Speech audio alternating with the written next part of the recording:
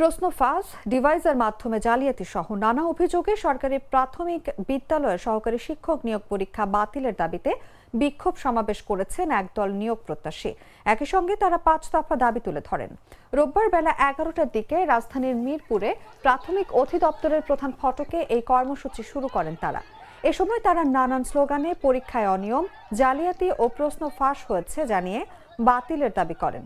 এই দাবি না মানা পর্যন্ত আন্দোলন চালিয়ে যাওয়ার ঘোষণা দেন আন্দোলনকারীরা। পরীক্ষার্থীদের অভিযোগ, পরীক্ষার 2 দিন আগে সামাজিক মাধ্যমে ছড়িয়ে পড়া প্রশ্নের একটি অংশ থেকে হুবহু কয়েকটি প্রশ্ন পরীক্ষা এসেছে। এতে প্রশ্ন ফাঁসের দাবি জোরালো হয়ে উঠেছে। 25শে ডিসেম্বর প্রশ্নপত্র জেলা পর্যায়ে পাঠিয়ে দিয়ে তার প্রায় 2 সপ্তাহ পর পরীক্ষা নেয়ার চক্রের হাতে প্রশ্নপত্র চলে গেছে বলে অভিযোগ তাদের।